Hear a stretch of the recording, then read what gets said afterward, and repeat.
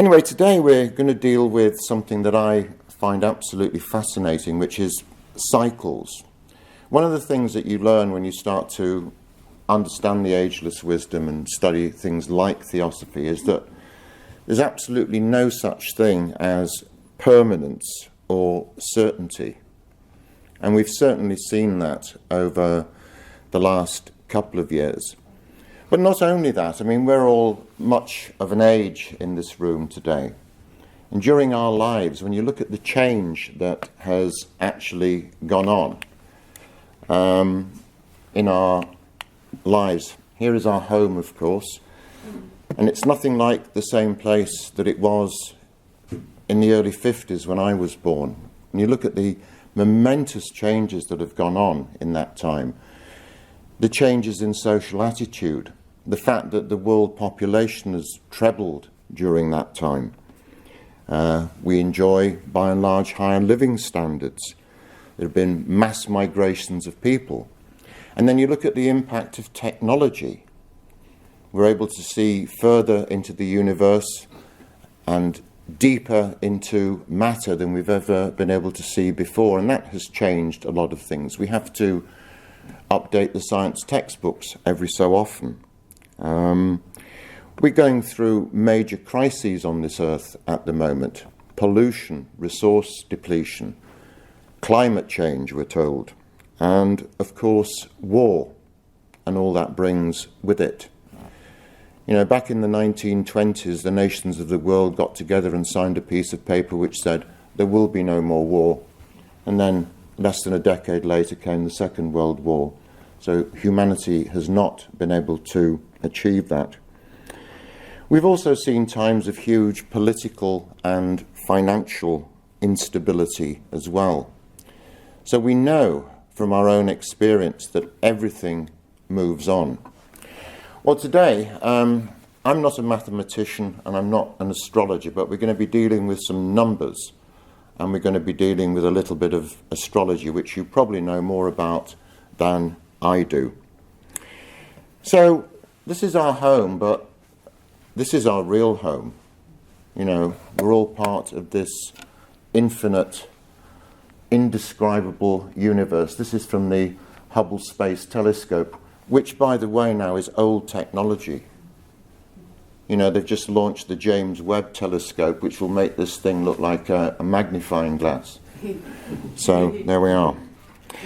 So, every age that we live in, our present age, every age, is part of a cycle. We go through various cycles. And there are cycles within cycles within cycles.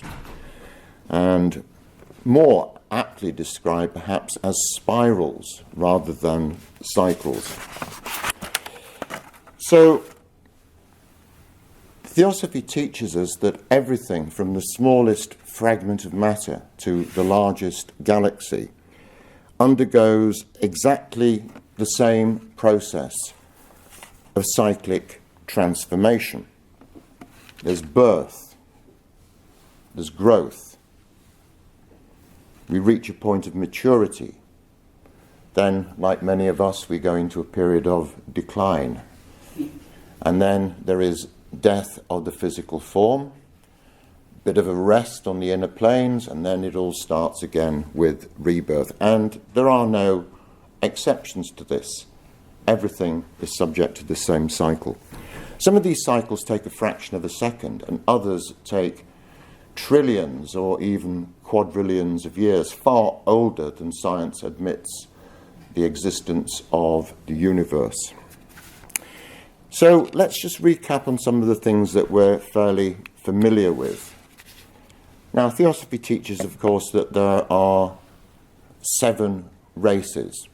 We don't know very much about the first or the second, the Polarian or the Hyperborean, when we were very ethereal, you know, just big bags of ethereal matter.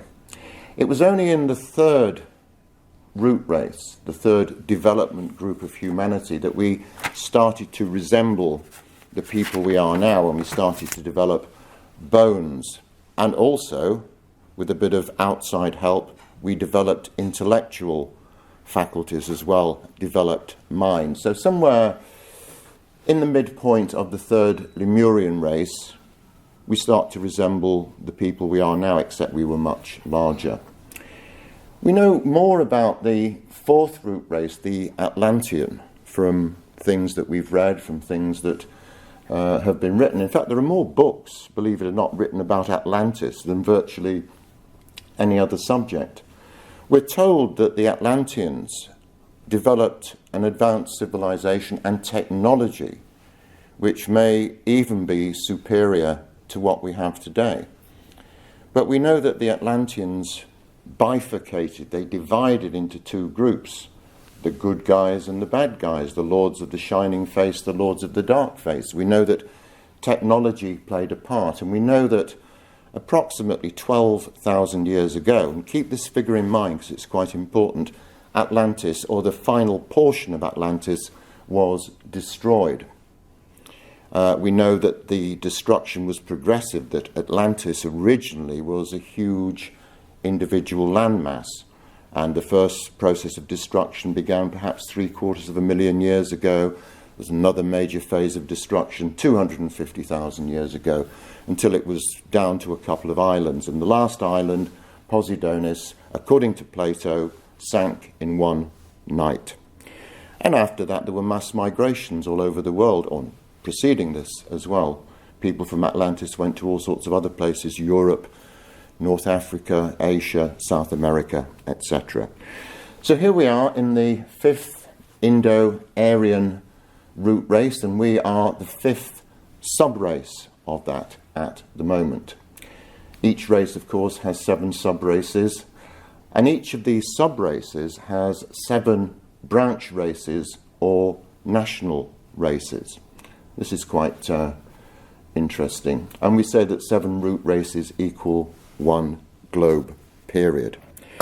So this is the scheme of things at the moment. It's said that the 6th sub-race of the 5th root race is starting to develop at the moment, and we're certainly seeing evidence of children being born with faculties that we don't have. They're much more intuitive, compassionate, don't do things in the same way, don't use their minds in exactly the same way. So these are probably the early prototypes. The Theosophical writers said that the sub-race, the 6th sub-race, would develop in places like the western part of the United States and South America and South Africa and Australia. There are various places, but I guess that these prototypes are being born all over the world. And then eventually, very much further down the line, we will get into the 6th and 7th root races in the future. And this is something we've all got to look forward to, because we're all going to be part of that eventually. So now we all get onto something which I'm sure will whet your appetite. Globes, chains and rounds. I presume you know all about this, so we'll spend no more than 30 seconds on it. Just to give you a brief explanation about this. Now obviously contemporary science tells us that the universe is just under 14 billion years old since the supposed Big Bang, which I doubt very much, but there we are. And the Earth is approximately 4.5 billion years old. The perspective of occult science is in fact very, very different to this, very different. And they talk in periods of trillions of years, not just billions of years. So let's just briefly run through this so we cover all the bases. The esoteric view is that the Earth is one of a group of 7 planets, usually called globes. The Earth, along with Mercury and Mars, are composed at the moment of physical matter, and the rest are of astral and lower mental matter. The 7 globes of the chain are usually referred to as A, B, C, etc. And the Earth is assigned as globe D. Now, some human beings on this Earth individualized in a previous scheme, which was known as the moon chain, and some individualized from animals here on the Earth chain. But this is quite interesting because it means there are two distinct groups of people on Earth, one group of which has been around much longer, has incarnated far more often, and therefore is possibly a little bit more advanced than the other group. Now, these 7 globes exist simultaneously, but only one is fully active and supports life. So the idea is that globe A comes into activity, that continues, and then it's transferred to globe B, to globe C, to globe D, etc. And the period when the life wave is active on a world is known as this globe period, which we saw earlier, 7 root races. And the passage of the life wave around all 7 planets is known as a round. And we are currently in the 4th round. And with each round, a kingdom of nature moves up a notch. So from the last round to this one, we individualized from animals into humans. And so when you get an entire cycle of 7 rounds, this makes up a chain period of 49 globe periods. So I hope that's all clear, and we can move on. So here we are. We now move on to the bigger stuff. This is fascinating, the Yugas from the Hindu tradition. And these are said to be based on the duration of the orbits of Jupiter, which is 12 years, and Saturn, which is 30 years. And these are quite interesting numbers because 12 times 30 is 360, which is an important number. It's, the number of degrees in a circle, etc., etc. Also, 60 is the basis of the minutes in an hour. Now, we're currently in the Kali Yuga, which is one of 4 ages. And this is known as the Dark Age or the Iron Age. And some people say, or there's not universal agreement about this, but people say that it began around 5000 BCE. In fact, February 3102 before the Common Era, and ended in February 1899, according to some people. Now, what we'll see about this is quite interesting, because we'll see that this Kali Yuga is a period of 432,000 years. Remember this number 432 because it's quite significant. And if you see, it's actually half the length of the Dwapara Yuga, the Bronze Age, of 864,000 years, which is also, and it's a third of the length of the preceding age, the Treta Yuga, the Silver Age, and a quarter of the Satya Yuga, the Golden Age. And if you add all these up together, you get 4.32 million years. Now, the Yugas are said to represent the 4 phases of involution and evolution. And since the Satya Yuga at the start, it's said that we've, rather than evolved, we've progressively lost certain knowledge about ourselves, particularly our higher spiritual selves. During each of these ages, the more elevated portions of ourself have been progressively stripped away, so that here in the Kali Yuga, it is said that we're basically just aware of our physical bodies and little more than that, perhaps our emotions, and we've yet to become reacquainted with the higher parts of ourselves. So that's the big stuff, but then we get the really big stuff. Now, this is, well, you can see it for yourself, but these numbers are immense, and they far defy what physics would admit is, the duration of the world, because we get a day of Brahma, which is 1,000 yugas, so that's 4.3 billion years. A day and a night is 8.64 billion years. And then multiply that by 365, you get a year of Brahma, which is 3,110,400,000,000, and then you get an age of Brahma, which is 311 trillion years and a bit. And when all that's done, then it's followed by a bit of a rest in Pralaya, so we're not too exhausted by the whole process. Now, as I said earlier, this number 432 is actually, it's 4321, but it's quite interesting. The Great Pyramid is built at a scale of 1 to 43,200 compared to the scale of the Earth. This is a particularly interesting one. In the Norse afterlife, in the place called Valhalla, where they just drank and killed each other all day long, there were 540 doors and 800 fighters, and if you do the mathematics, you see that that comes to 432,000. And the Mayan calendar, which we were all told was going to mean the end of the world in 2012, do you remember that one? The long count calendar, that has 2,160,000 days, which is a multiple of 432. And the year, we're going to come onto this in more detail in a bit, but the year 4,320, before the Common Era, we saw really the first flowering of modern human culture and the construction of mighty monuments such as the pyramids, Newgrange, Stonehenge, etc. We'll deal with this in a little more detail shortly. So these numbers are all intimately connected to each other, it seems. Oops. Yes, there we go. So, the main purpose of today's talk, having gone through all these somewhat boring preliminaries, is to go on to this thing called the Procession of the Equinoxes, which I'm sure you've all heard of before.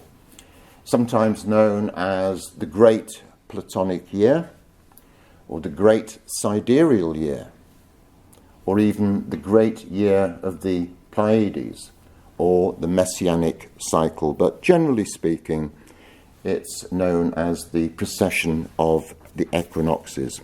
This idea was first elaborated by the Greek philosopher Hipparchus in the 2nd century BCE. Now, this is quite complicated stuff, and they write whole books about how all this operates, but being a simple-minded person, I prefer to keep the explanations of this fairly simple. So, the precession of the equinoxes is the time it takes the Earth to make one 360-degree orbit of the Sun. Or the whole solar system. And each year it moves by just under 50 arc seconds, which is 1/5/6 of 1 arc minute. So basically, when you add all that up, it takes approximately 26,000 years for it to complete this one particular cycle. Without getting too technical, all this is due to the Earth's wobble, which is caused by the gravitational pull of the Sun and the Moon and other heavenly bodies at the equatorial bulge, because the Earth is not a perfect sphere. So this cycle is also due to the synchronicity of the speed of the Earth's rotation with the same speed of rotation in our galaxy, the Milky Way. Now, it's generally agreed, and what's very interesting about these cycles is the fact that they're often accompanied by huge cataclysms and earth changes, particularly at the start, at the midpoint, and at the equinox point, so at a quarter, a half, and 3/4 through the cycle. There are a number of variations as to how long this particular period lasts. The most commonly accepted duration at the moment is 25,920 years, but a few people dissent from this. Madame Blavatsky put it at 25,868. The very accomplished writer Graham Hancock, who's done all sorts of stuff into ancient archaeology, puts it at 25,776 years. The Egyptians and the Sumerians put it at 25,747 and a half years. So for the purpose of today's talk, we're going to keep this figure of 25,920. That's the main thing. So, the Earth takes 90 precessional cycles to complete this 360 degrees. So this means, when you actually work it all out, each subrace, we're in the fifth subrace of the fifth root race, takes 49 precessional cycles, which is a very long time. And a full precessional cycle is also the length of time which a national race, and that doesn't mean Britain or France, but somewhere like Europe, which began approximately 9,000 years ago.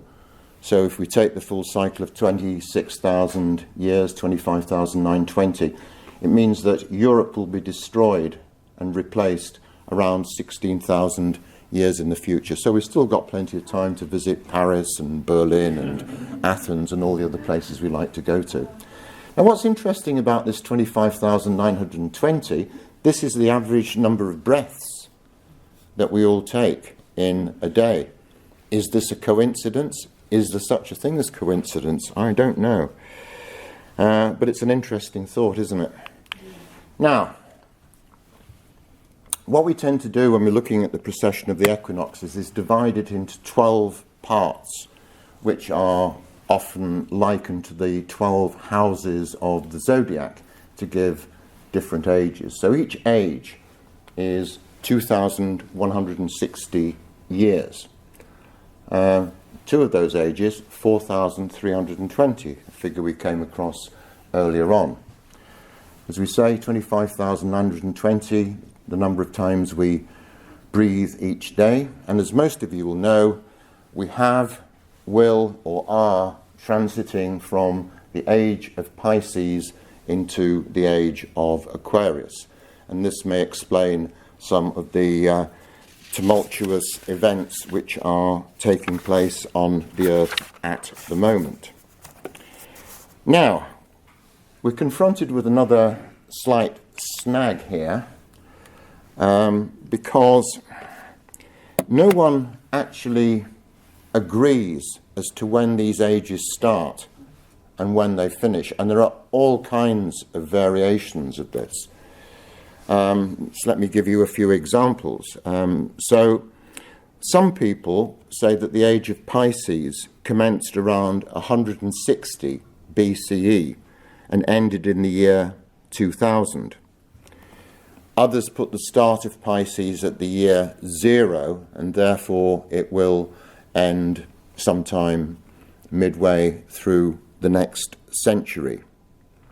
But of course, what we have to understand, because we're dealing with 2,000-year periods, one age doesn't end on a Friday evening and the next age starts on a Saturday morning. There is a long blending through of the energies which prevail in one particular age into the next one. Madame Blavatsky actually comes up with a very different explanation. She says that the Piscean age began in 255 BCE, and that the Aquarian age began at the very end of the 19th century. The astrologer Philip Lindsay, highly respected, he asserts that the age of Aquarius begins in 2117, 95 years from now. So really you have to take your choice. What we'll do for the point of today's lecture is, just as you will see, we will take the year 0 as the time when Pisces began. So we've still got a little way to run, basically. So Aquarius will, by this calculation, begin round about 140 years from now. But when we're dealing with such large portions of time. I don't think it actually makes all that much difference. But you see, if we do take these numbers and take 0 as the starting point, you see 4320, 4320, 4320 in Gemini, Taurus, Aquarius and Capricorn crops up again. So this is, I think, quite significant. So, the last winter solstice occurred actually in the period. I'll just go back actually because. Right, you see this period of Leo going from 10,800 to 8,640.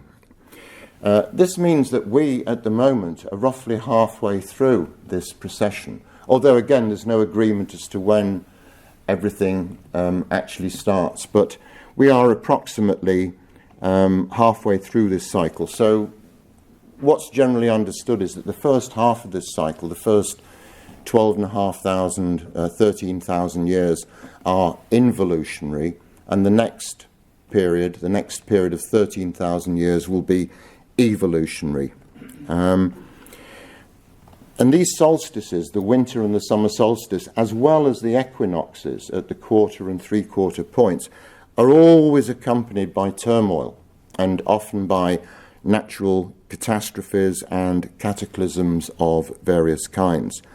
And it was during the last winter solstice that we saw the destruction of Atlantis.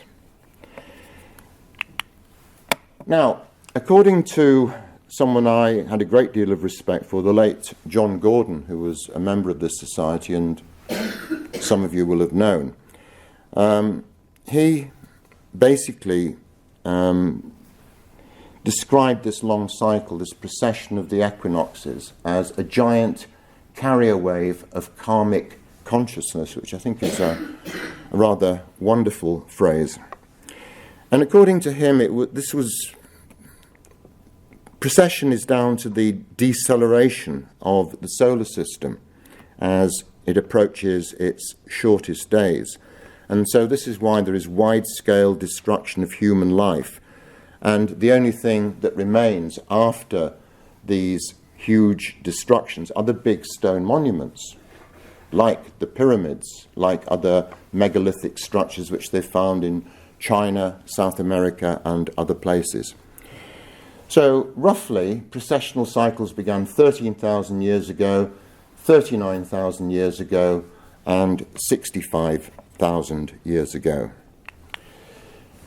Now, when we take each of these ages, we can also subdivide them in a number of interesting ways. Sometimes they're divided into 7 portions of around 300 years. Sometimes they're divided in 3/3 of 720. Sometimes people just divide them in half. And so you've got a period of 1,080 years. And as we see here, and this is something I got from Eric McGough, a very interesting insight.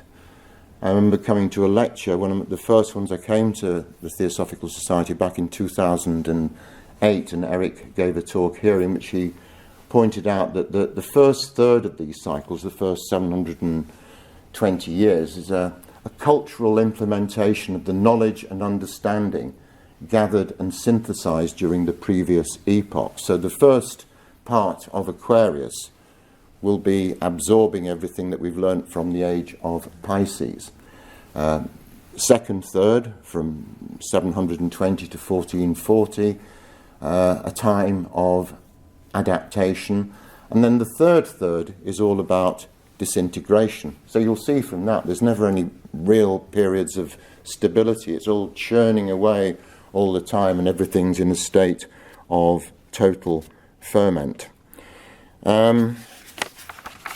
So we're now in this period, whether, however you agree the figures, we are in this period now of disintegration. So any notions of stability and harmony perhaps will have to go out of the window for a while. Now let's look at some of the different, what I call the flavours of the ages. So the present cycle began, as we say, with Leo around about 13,000 years ago. And some writers such as Graham Hancock and Robert Bauval suggest that this was when the Sphinx was first constructed, despite what mainstream archaeology tells us. And virtually every culture in the world talks about a great flood of some kind at this point. And it's deeply knitted into many spiritual traditions and legends and so on. It is said that there have been a number of major floods in the past, around 14,000 years ago, 11,500 and 8,000 years ago. And the pyramid texts themselves actually speak of a deluge which caused terrible destruction and flooding during the age of Leo. So, to repeat, we're now at the midpoint of the cycle.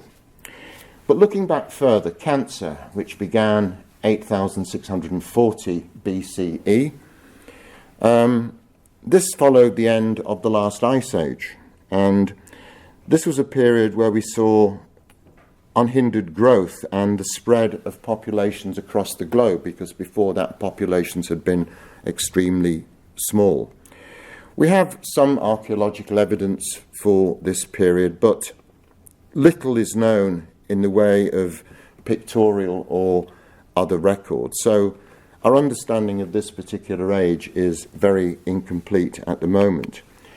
We move on to the age of Gemini from 6,480 to 4,320, a time of division, as the sign suggests. This was perhaps the time which represented the symbolic fall from a previous era of innocence and interconnection with nature. It was the time of serpent power and dragon mysteries. But it was also the beginning of the important transition from us as human beings, as hunter-gatherers, to starting organised agriculture. We then move on to Taurus, 4,320 to 2,360. Now, this was the time of the spring equinox, and it led to the re-emergence of cultures across the world. If you read our history, numerous cultures arise during this particular era. This was when organised agriculture was really starting to become much more sophisticated. And it was also the time when they built all those huge megaliths, such as Stonehenge, Newgrange, the pyramids, etc., etc. Humanity was focused at this time on very hard physical work. And the bull was at the centre of religious symbolism, such as the Mithraic culture, which we found in Crete. But nature worship still tended to prevail. And interestingly, at the midpoint of this cycle saw the beginning of the Bronze Age, round about 3,200 BCE, which of course was a major leap forward for humanity. So we see various things happening in Sumeria, in the Minoan civilization, Newgrange was built, etc. And there are other civilizations which start to emerge at this time. Then the Age of Aries, the Age of the Ram, a time of solar worship. And this is epitomised perhaps best by the Egyptians, who worshipped Ra, the sun god, as well as others as well. And this was the time, significantly, when priesthood started to appear. There was a harsh prevailing mentality, as we saw in the lives of the Spartans or the Romans. And there were many conflicts and many warlords. And during the last third period of this age, very interesting time, because it saw the appearance around about 500-600 BC of many key world figures, such as Buddha, in Greece, Pythagoras, Socrates and Plato, and in China, Lao Tzu, Confucius. people who were so influential that their ideas still have a great deal of traction today. And this time saw the height of classical Greek civilization and the establishment of Athenian democracy, which of course is something which still prevails today. We're then on to the Piscean Age, about lunar orientation. And it involved much greater public education over time. And the prevailing religion, of course, in the West was Christianity, which also achieved global influence. But at the 1/3 point of this age, we see the emergence and spread of Islam across the Middle East, Asia, and Africa. Even more interesting, by the time we get to the 2/3 point, 1500, the influence of Christianity then is actually starting to wane as the church divided into many more different sects and the Reformation and so on. But it was also the time of the Renaissance in Italy, followed by the rise of science and the Age of Enlightenment. And it was also the time when global exploration and conquest began. The printing press emerged, which helped more people to be able to read. And all these events eventually coalesced into the Industrial Revolution. And it's interesting to see, if we just look at Britain in the year 1400 or in the 15th century, this was a time of massive changes, and it started with a number of famines, followed by cold and by floods, and then more famines. And then there were a series of plagues, the most famous of which was the Black Death, but there were others as well. And these decimated the population and reduced it by as much as 50%. But this, of course, produced huge social change because people had been serfs and villeins on the land. There weren't the people to go around anymore. There was the Peasants' Revolt and Wat Tyler and all that sort of stuff. And so it led to social change, and people were not subject to bonded labour in the same way anymore. So we move on to Aquarius, whether we're in it or whether we're just about to go into it or whatever. Now, according to John Gordon, at the end of the Piscean Age, there was a huge jolt in evolutionary consciousness for human beings. And according to John, this happened during the 20th century. And he says this happened 2,300 years earlier than planned. I'm not quite sure where he got that from, but it's an interesting idea because we tend not to think in that way. So we're approaching the summer solstice in the precessionary cycle, and this is likely to see a dramatic fall in the population of the Earth and, according to John, a culling of those who haven't made the grade so far. He believed that the next 6,500-year period, the next 3 ages, will be an expansive period of cultural reorganization. During the Age of Aquarius, he said there would be a time of self-realization and direct Gnostic connection with the divine. And this would see old types of religious worship becoming increasingly redundant. We're also promised, not just by him but by many other people, an externalization of the hierarchy. The masters of wisdom will perhaps make themselves more known to people. And each new age is said to have an avatar, a saviour, a Christos, the anointed one. But we'll deal with Aquarius a little more in a moment. Now, let's look at the prevailing rays which predominate in the different times. I'll leave you to... Looks a bit like algebra, that, doesn't it, really? But basically, you can see each age is a blend of a number of different rays. So the Aquarian Age, 40% is concrete science and knowledge, 7 ceremonial order, ritual and magic, and 20% art and harmony through conflict. But you can see the other ages. I'm very indebted to Gary Kidgel and Ted Capstick for providing me with this information, which I would never have been able to work out for myself. So I think this is quite interesting to see how all these rays blended together produce the characteristics of a particular age. So to finish up, we'll talk just a little bit about the age of Aquarius. One of the things that is going to happen is that we're going to see a re-emergence of the mystery schools, which went underground to protect the knowledge. This is what Alice Bailey wrote about it. And what she says, they are not what you think today. They won't take that particular form.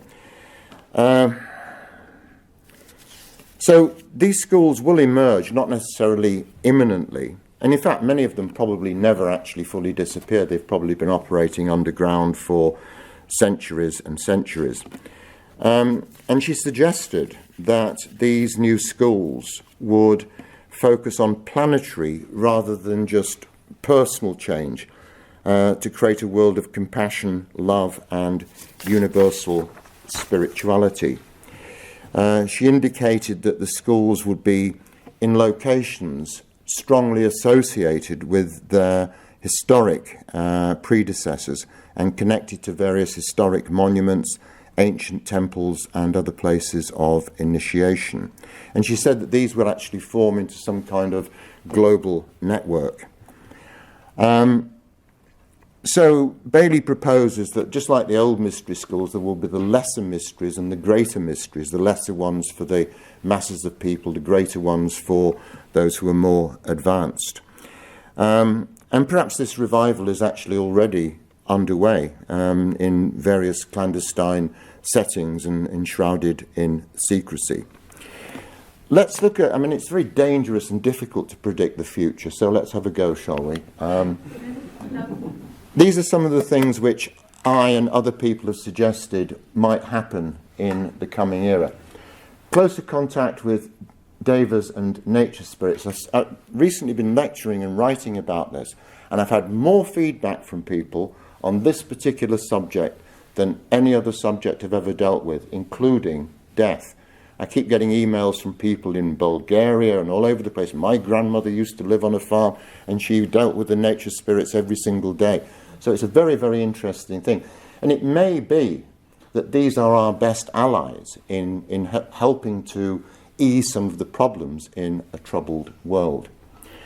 I think we'll see the decline of religious influence, as John Gordon suggested, but a major reduction in population because, we've got 7.8 billion people on the planet at the moment. It's estimated to go up to 10, 11 billion by the middle of this century. And clearly this is unsustainable. So there may be events which happen, won't be COVID, probably be something else which will reduce the population. But we'll also see other major planetary upheavals, earthquakes, cataclysms, storms, floods, etc., etc. But interestingly, despite the fact that we see the world as getting extremely dumbed down, there is and has been a huge increase during the 20th century in both mental and emotional intelligence. When the American military measured the IQ of people going into the army in 1917, these were farm boys from Iowa and, people from the sticks and everything. When they measured them again in 1939, they found there'd been a huge increase in people's intelligence because of mass media, because of newspapers, radio, cinema, and all sorts of other influences. And I think to accompany that, and John Gordon was suggesting this, a spiritual uplift and to a moves towards a more cosmic consciousness. As I mentioned earlier on, I think we're seeing children being born now who are much more like this, much more spiritually aware, much more able to use that sixth principle we talk about in Theosophy, the Buddhic wisdom, intuition principle. New economic, political and social structures. Well, no surprises there, because these are always changing and always have changed throughout the course of history. This is a particularly interesting one. Meetings with otherworldly beings. I think we've been in contact with these forever. Theosophy talks about external people, the lords of the flames, the solar and lunar Petries coming to give humanity a helping hand. It may be, if you watch Ancient Aliens at 4 o'clock every afternoon, that we've been in touch with these beings throughout. More interestingly, I think human beings are going to discover that they're not just the wicked, sinful, useless creatures that Christianity tells us that we are, but we have incredible powers within ourselves, powers which we can develop and powers which we should develop. And then closer cooperation amongst humanity. I mean, it's the very last thing that seems to be going on at the moment, doesn't it? I mean, with people, killing each other, not just in Ukraine, but across the world. I mean, there are 5 civil wars going on in Africa at the moment. But sooner or later, there will have to be closer cooperation. And it won't just be something that's desirable. This is going to be something which we need for our survival. And in order to do this, we have to embark on a long-term project to repair the earth. And I don't just mean the physical fabric of the earth, because we, with our thoughts and emotions, also create the other bodies of the earth, the astral and the lower and higher mental bodies of the earth. And these need to be repaired just as much as the physical structure. That's 50 minutes. That's a cycle. I'm done. Thank you very much indeed.